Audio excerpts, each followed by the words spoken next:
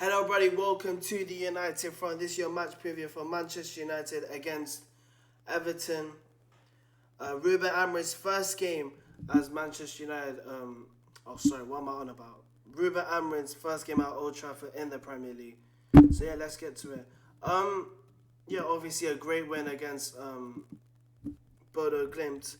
Obviously he did say in his press conference that he wanted, rotation. So I wouldn't be surprised, but obviously, looking at my lineup, there are most players in it. Everton, perhaps, I think they've been getting, into the kick of things. Obviously, I know they're 16th, and obviously, where they were in the beginning, there were relegations. So, no, but obviously, the last one was against Ipswich. So obviously, and they've been getting draws ever since. So, and obviously, clean sheets as well, have been coming through Pickford as well. So obviously, two keepers, in Onana and Pickford, two teams coming at each other. So yeah, no, but obviously, if you ask me, I think we should be winning this, since Everton themselves are struggling. You kind of think to yourself, well, which players would you think would stand out? You could probably say, Iliman Ndiaye, Dwight McNeil. Obviously some. We were gonna get Jarrad Brathwaite. Could we still get him in the summer? Is the question. And Pickford as well. But yeah, of course, it is a team that we, as Man United fans, we should be winning. But obviously, again, I say when we win, as in like when we should have won against Ipswich. But obviously, Amorim's first game in charge, you might think because of the new manager bounce, we could get a win. But obviously, that didn't happen. So, but yeah, obviously, this is the lineup I've gone with. It's kind of similar. Obviously, he didn't play Ahmad in the Europa League game against Bodo Glimt. He played Anthony there. I did my match on Bodo Glimt, and I don't think. Obviously, Anthony is a different player compared to Ahmad. Ahmad can defend. He's got that. I'm not saying Anthony can't, but he can be aggressive, and obviously, he's learning a role. Obviously, it's almost as if Ahmad's already learned the role. But then again, obviously, for me, in my preference, I want him to be one of the number 10s, and obviously, it's about can Mount keep fit, and if he doesn't be fit, then I think you should put him in the number 10, So yeah, but really, if you ask me, I think it's probably, probably I made one change. Again, I say, probably Amorim might, put Xerxes out from. You never know. I don't mind. Especially our next games against Arsenal. You kind of think to yourself, well, is that the game he might pick his strongest? But yeah, of course, I think only one change from the Bodo Glimt side, and I put Mainu.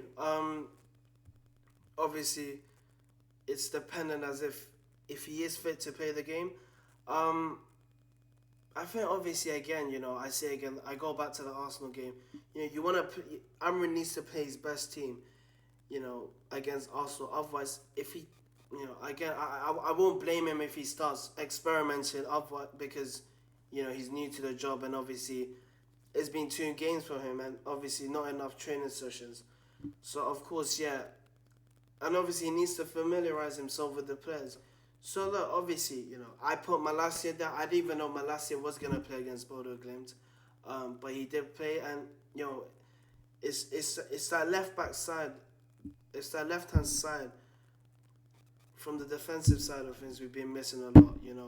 There hasn't been that much balance. We either play Dallo or Mazraoui there, but you really want a left-footed left back. Again, maybe because of crosses and obviously keeping the team balanced as well. So yeah, that's the team I picked with.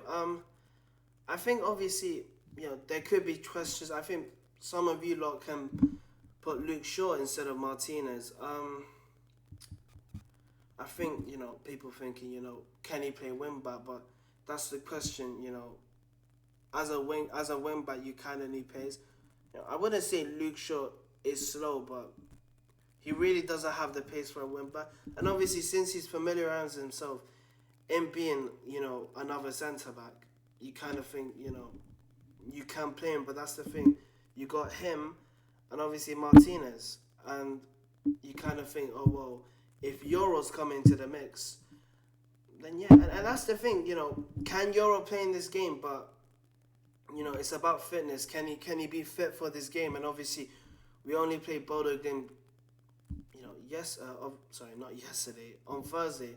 So it's already quick, and obviously tomorrow the game is tomorrow, and obviously look how quickly it is from obviously Europa League to obviously the Prem now. So we're almost playing we're almost playing a game every 3 days. So it is kind of tough for AMORIM to again, he said it again, he's only focusing on results, and that's what we think as Man United fans. We need to get the results, and obviously next season, he can buy whoever he wants, and look forward to it as well. And obviously people say results, but obviously I think even next season our performances will be better as well. So yeah, I think obviously I think the lineup I pick, I think that would be good. Of course, Mount as well played so well against Bodo Glimt. Ugarte and Mainu, you want to see that midfield of them too. How Mainu does well in that double pivot role, or a number 8 as you say. I swear, if you're going to... Look, again, one more thing, he played Garnacho. I wouldn't be surprised if he plays Garnacho, but the question is, if you're going to play Garnacho, you can't play Bruno in that 8. Like in this double pivot role, you cannot play him, because it's, if we didn't see, Bruno's going higher up, Ugarte's in the middle, and you get so much space exposed.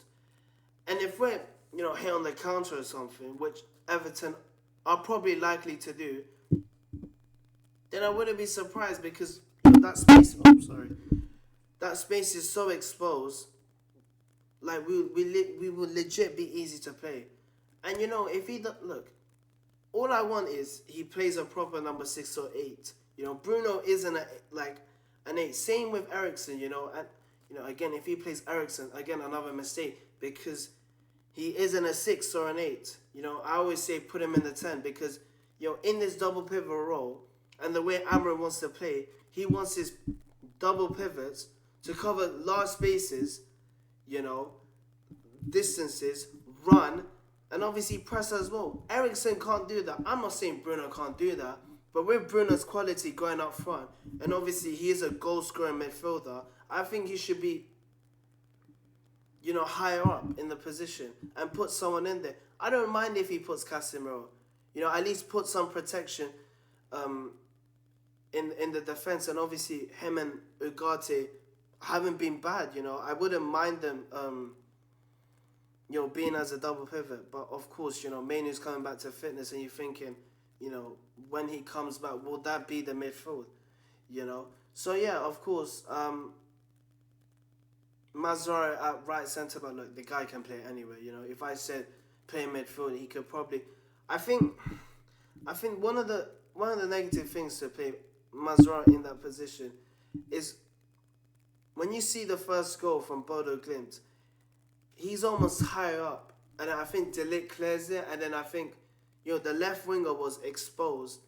Ugarte's covering for that, but then you're thinking, if Ugarte's covering, you're trying to go for the to the player that's at left wing, then you're thinking, who is covering his position? And it was so exposed. And again, I say again,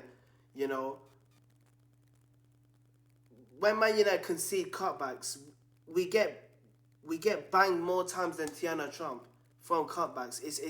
It's legit facts, because again, we're allergic to defending against cutbacks, and that's why so many teams, and going back from last season, that's how many goals we conceded. The amount of goals we conceded from cutbacks It's absolutely like crazy, and it just shows how easy we are to play.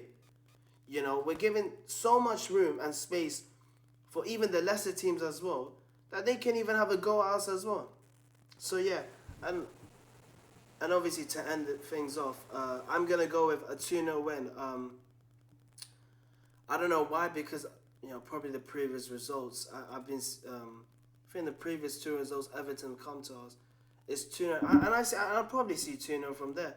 So yeah, but anyway, thank you guys for watching. Like, share, subscribe, and see you on the next one.